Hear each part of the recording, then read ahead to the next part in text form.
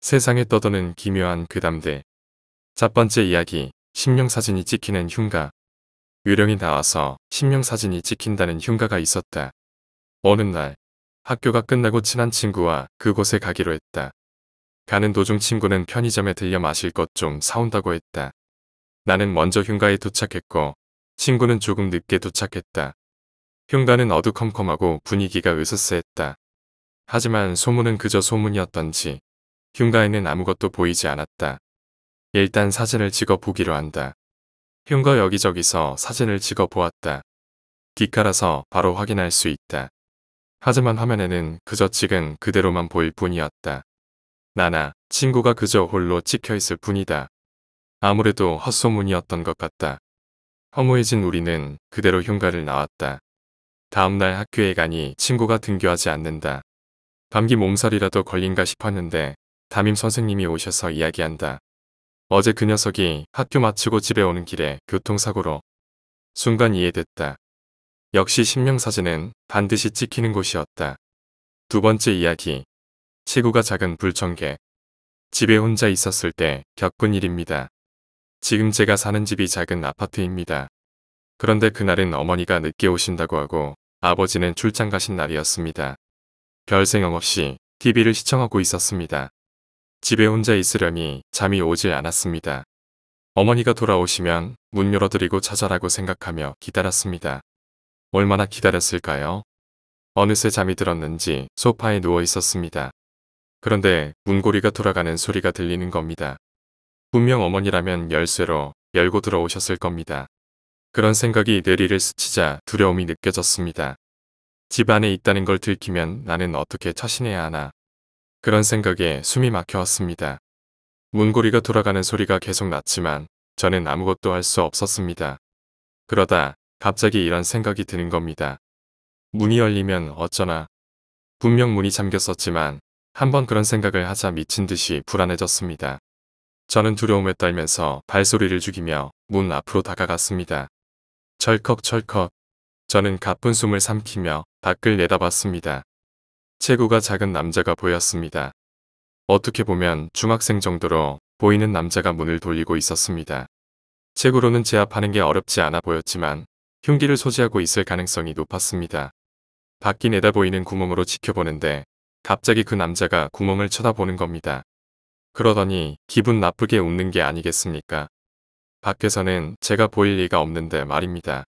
그리곤 그 남자가 문고리를 뭔가로 내리치는 겁니다. 열리면 죽겠구나. 그렇게 생각하니 너무 두려웠습니다. 아무것도 하지 못한 채 얼어 있었습니다. 그런데 갑자기 전화가 큰 소리로 울리는 겁니다. 저는 심장이 멎을 것 같은 심정으로 전화를 바라보았습니다. 받으면 집안에 내가 있다는 걸 눈치챌 거야. 저 사람이 내가 자기를 봤다고 생각하면 나는 어떻게 되는 걸까? 얼마나 울렸을까. 조용한 집 안으로 문고리 돌아가는 소리만 울렸습니다. 저는 그제야 생각이나 방에서 방금까지 울리던 집 전화로 경찰에 전화를 걸었습니다. 하지만 도저히 문 앞에서 시선이 떨어지지 않았습니다. 애원하는 말투로 빨리 와달라고 부탁했습니다. 그런데 이번에 그 남자가 문을 발로 차면서 욕을 했습니다. 이웃집까지 들릴 만큼 큰 소리였지만 아무도 주의를 주지 않았습니다. 저 같아도 함부로 그럴 수 없는 상황이었습니다. 시발 안에 있는 거 아니까 문 열어. 갑자기 그렇게 욕을 하는 겁니다. 저는 귀를 틀어막고 문을 외면했습니다. 설마 저 문이 열리지는 않겠지? 얼마나 지났을까? 누군가 올라오는 소리가 들렸습니다. 그러자 갑자기 밖이 조용해졌습니다. 그때 초인종이 울렸습니다. 경찰입니다. 괜찮습니까? 저는 안심하고 문을 열려 했는데 문득 소름이 돋았습니다. 진짜 경찰일까? 이 사람이 정말 경찰인지 어떻게 알 수 있지?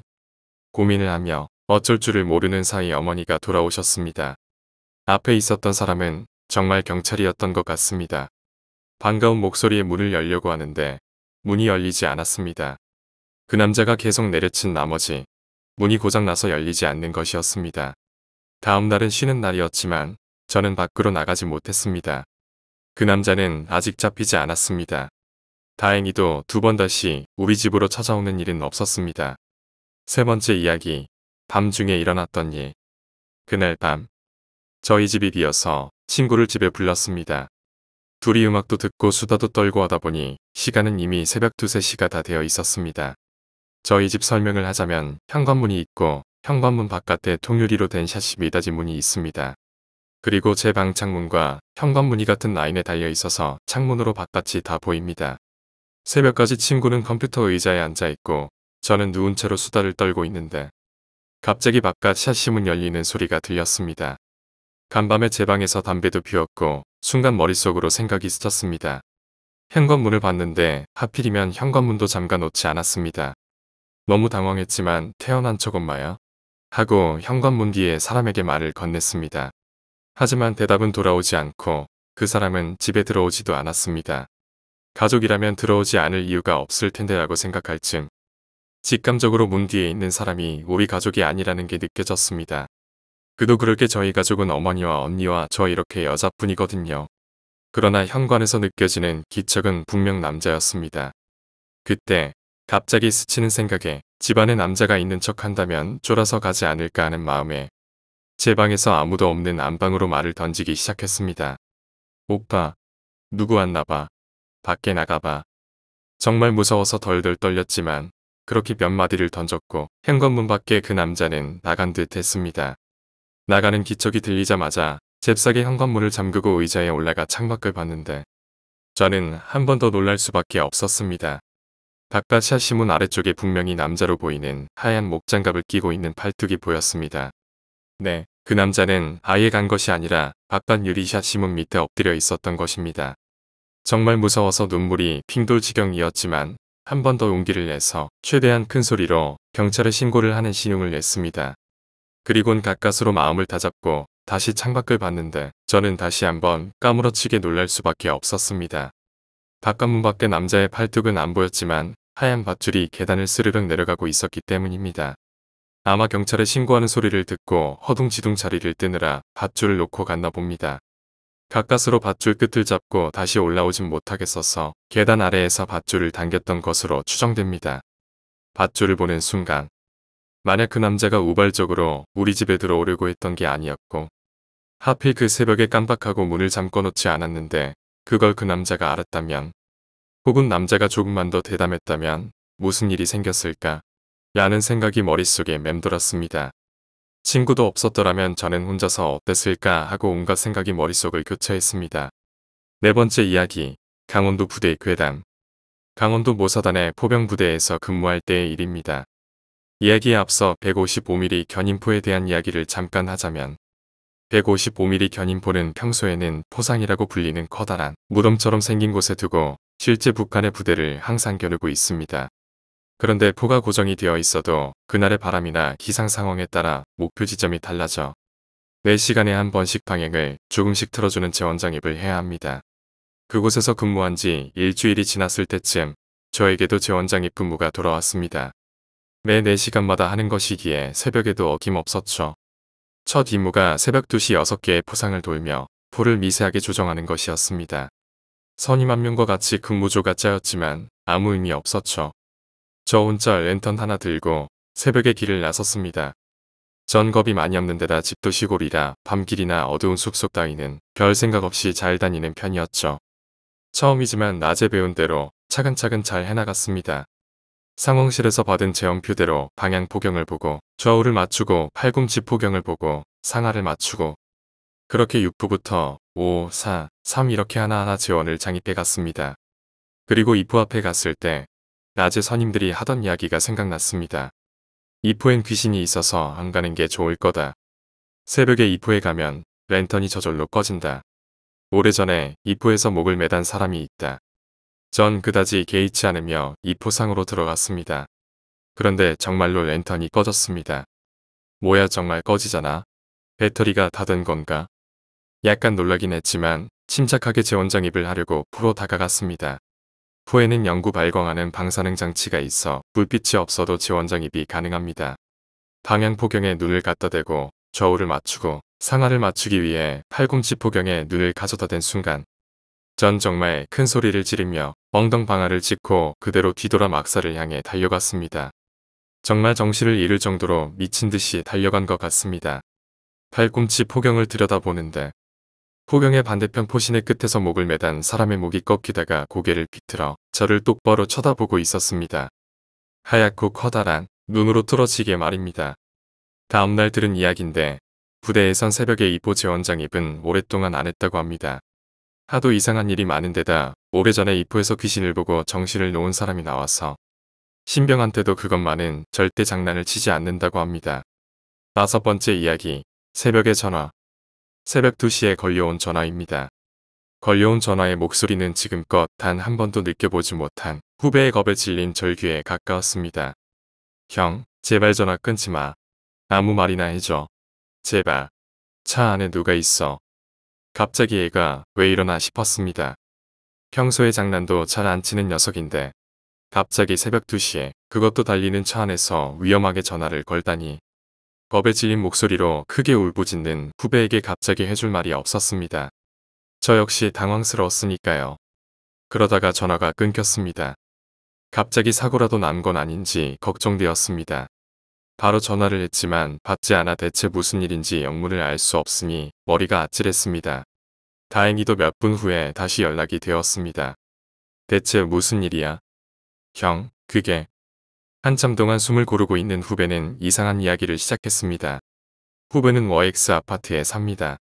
아파트가 숲속에 위치한지라 차가 없으면 다니기 힘든 곳입니다. 차를 타고 집에 도착할 무렵이었답니다. 새벽 2시가 넘은 시각인데 아파트 산길의 인도가 아닌 차도로 웬 여자가 걸어가고 있었답니다. 하마터면 여자를 칠 뻔한 위험한 상황이었던 거죠. 너무 놀라 뒤돌아 여자에게 큰 소리를 쳤는데 룸미러로 뒷좌석을 보니 아까 그 여자가 뒷좌석에 앉아서 씩 웃고 있더랍니다. 후배는 너무 무서운 나머지 아무한테나 전화를 했던 것이고 그게 저였던 거죠. 이윽고 후배는 앞만 보고 빠른 속도로 차를 몰며 주차장으로 갔고 차에 뛰어내는 것처럼 경비실로 달려갔다고 합니다. 진지하게 이야기하며 겁에 질려하는 후배의 모습에 거짓이라고 생각되지 않아 소름이 돋았습니다.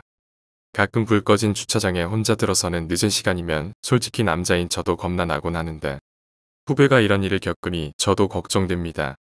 혼자 차를 탈 때 뒷좌석에 누가 있을까봐 말이죠. 6번째 이야기, 흉가의 인형. 제가 어릴 적 살던 동네에는 근처에 큰 공터가 있었습니다.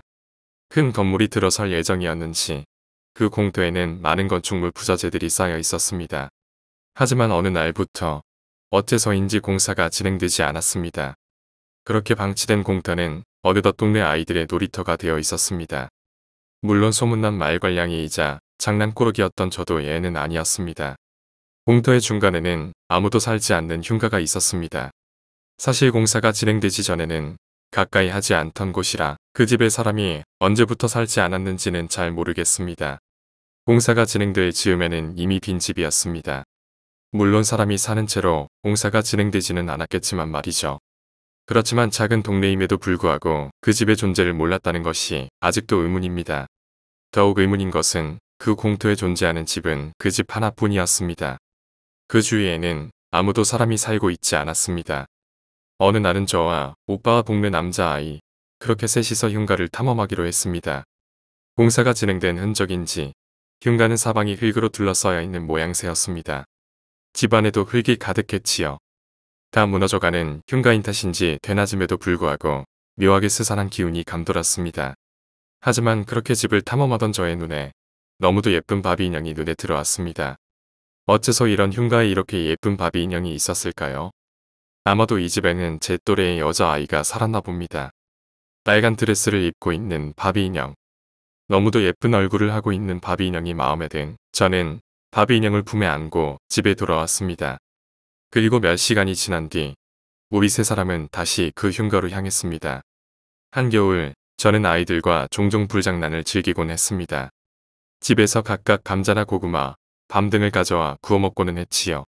어릴 적에는 왜 그렇게 불장난을 좋아했나 모르겠습니다. 우리가 흉가로 향한 이유도 역시 불장난을 즐기기 위해서이었습니다. 무너져가는 흉가 안에서 불장난을 하면 아무에게도 들키지 않고 어른들에게 혼나는 일이 없을 거라는 생각이 들었기 때문이었습니다. 흙먼지가 가득한 바닥에서 우리는 나뭇가지와 신문지를 모아 불을 지폈습니다. 따뜻한 불이 피어오르자 저희는 신나서 지켜보았습니다. 그런데 이상한 일이 일어났습니다. 아무것도 없는 빈 방에서 붙인 불이 갑자기 활활 타오르며 크게 번지더니 벽지로 옮겨 붙기 시작했습니다. 분명 가구도 없는 빈 방인데 다른 곳으로 불이 옮겨 붙다니 상식 밖의 일이었지만 그것은 현실로 일어났습니다. 아직 초등학생인 우리들은 너무도 놀라서 흙을 가득 집어던져 불을 끄려고 발버둥 쳤습니다. 하지만 불은 꺼질 기세를 보이지 않고 오히려 더욱 크게 타올랐습니다. 온 집안이 활활 타오르자 저희는 두려운 마음에 흉가를 뛰쳐나왔습니다. 그리고 죽을 힘을 다해서 언덕 위까지 달렸습니다. 언덕 위에서 바라본 흉가는 마치 지옥불에 빠진 듯 무섭게 타오르고 있었습니다. 몇 분 뒤 신고를 받았는지 몇 대의 소방차가 도착했고 불은 이내 꺼졌습니다. 그 일이 있은 후 며칠간 우리는 밖에 나올 수 없었습니다. 막연한 두려움이 샘솟았기 때문이었죠. 하지만 어느샌가 그런 일이 있었다는 사실을 잊어가기 시작했습니다. 그렇게 흉가에 대한 일을 잊어갈 즈음 어느 날은 낮잠을 자게 되었습니다. 하지만 얼마 지나지 않아 잠에서 깨어났고 눈을 뜬 저는 몸을 일으키려 했습니다. 그러나 눈꺼풀을 제외한 모든 곳이 움직이지 않았습니다. 내 몸이 마치 내 몸이 아닌 것 같은 묘한 기분. 저는 이것이 사람들이 말하던 가위라는 것이라는 것을 금세 깨달았습니다. 가위에서 깨어나기 위해 안간힘을 쓰던 저의 눈에 들어온 것은 머리맡에서부터 뻗어오는 하얀 손이었습니다. 너무 무서웠던 저는 그대로 정신을 잃었던 것 같습니다. 식은땀을 흘리며 악몽을 꾸던 저는 어머니에게 발견되어 깨어났지만 그 이후로도 악몽은 끊이지 않았습니다. 꿈의 내용 중 기억나는 것은 여자아이의 미소와 빨강 비스, 그리고 하얀 손뿐. 자세히는 기억나지 않지만 하얀 손은 언제나 저를 어딘가로 끌고 가려고 했습니다. 어느 날 방 청소를 하시던 어머니가 저를 불렀습니다. 침대 머리랑 벽 사이에 이런 게 끼어 있더라. 그런데 우리 집에 이런 게 있던가. 어머니의 손에 들려있는 것은 흉가에서 가져온 바비 인형이었습니다. 아무리 찾아도 나오지 않던 그 인형. 아마도 침대 사이에 떨어져 끼어있던 모양입니다. 그거. 인형을 바라본 순간 제 머리에서 강렬한 이미지가 떠올랐습니다. 꿈속에서 나타나던 여자아이, 그리고 빨간 원피스, 무엇보다도 언제나 머리맡에서 뻗어져 오던 하얀 손. 저는 갑자기 무서워져 울음을 터뜨렸습니다. 영문을 몰라 어리둥절한 어머니를 뒤로하고 인형을 손에 든 채 저는 흉가, 아니 이미 잿더미가 되어버린 그곳을 다시 찾았습니다. 그리고 잿더미 위에 인형을 올려두고는 죄송합니다. 죄송합니다. 제발 돌아가 주세요. 저한테 오지 말아주세요. 죄송합니다. 죄송합니다. 하고 울면서 빌었습니다. 다행히 그 뒤로는 가위에 눌리는 일도, 악몽을 꾸는 일도, 빨강 비스의 여자아이가 찾아오는 일도 없었습니다. 저의 진심 어린 사과에 마음이 동한 것인지 아니면 제가 아닌 다른 아이에게로 가버렸는지는 잘 모르겠습니다. 7번째 이야기, 네잎클로버. 선생님, 이거 봐. 사키를 올려다보며 다쿠의 군이 손을 내밀었다. 그 손 안에는 작은 잎을 붙인 풀이 한 개가 쥐어져 있었다. 뭐니, 이게? 네잎클로버야. 자세히 보니 확실히 클로버였다. 게다가 정말로 잎이 4개. 정말이네. 대단하구나. 분명 좋은 일이 있을 거야. 다쿠의 군은 자랑스러운 듯 웃었다.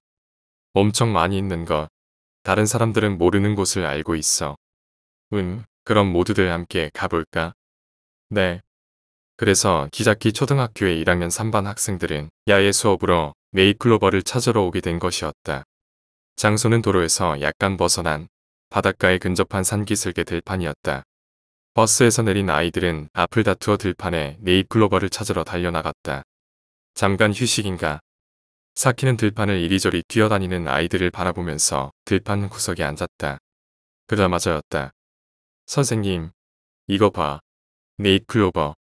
미츠코가 네잎클로버를 가지고 달려왔다. 대단하네. 눈 깜짝할 사이에 찾아냈구나. 여기에 가득 있는 것. 그럼 네잎클로버만으로 왕관을 만들 수 있을지도 모르겠네. 만들래.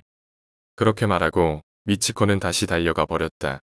그 직후에는 고주군이 달려왔다. 봐요, 여기 네잎클로버. 우와, 대단하구나. 선생님, 내 것도 봐요. 이것 봐요. 네잎클로버만 가져왔어. 요헤이군이 양손에 대단히 많은 클로버를 가지고 왔다. 확실히 모두 네잎클로버다. 그렇지만 네잎클로버가 이렇게나 많이 발견되는 것이었나. 선생님, 5개 잎이 달린 클로버야. 사나이가 10개 정도의 클로버를 가지고 왔다. 설마 그렇게나 많이. 하지만 자세히 보니 전부 5개 잎의 클로버였다. 선생님, 6개 잎의 클로버. 나는 7개야. 나는 8개. 9개 있다. 10개. 차례로 아이들이 많은 잎을 붙인 클로버를 찾아왔다. 10개 잎이 달린 클로버는 줄기가 비틀어져 그 줄기에 나선형으로 잎이 붙어 있었다. 이런. 사키는 꽃 자신이 앉아있는 주변을 보았다. 전부 네잎 클로버였다. 저쪽에 가면 잎이 훨씬 많이 붙은 것이 있어요. 육후군이 가리키는 방향으로 걸어가면서 사키는 발 밑에 클로버를 보았다. 네잎 클로버가 물이 지은 곳을 지나가면 서서히 5개 잎, 6개 잎, 7개 잎이 나타난다. 10개를 지날 때가 되자 들판의 모습이 바뀐다. 클로버들은 모두 비틀어져 지면에 붙은 듯 쓰러져 몸부림치는 듯한 모습을 하고 있다. 게다가 걸어가다 보면 11, 12, 13개로 마구 클로버의 잎이 늘어나 이미 클로버라고는 볼 수 없는 모습을 하고 있었다. 찌부러진 진해 같다. 줄기가 구불구불 자라고 그 양 옆으로 잎이 나열해 있다. 만지는 것조차 주저하게 되는 어쩐지 기분 나쁜 모습이었다. 선생님, 이거 봐. 잎이 21개나 돼. 그 목소리에 발밑에서 얼굴을 든 사키의 눈에 어쩐지 기분 나쁜 클로버를 가진 아이의 모습이 들어왔다. 그리고 그 아이의 뒤편 산기슭에 세워져 있는 저 거대한 건물인 원자력 발전소가 그 모습을 드러내고 있었다.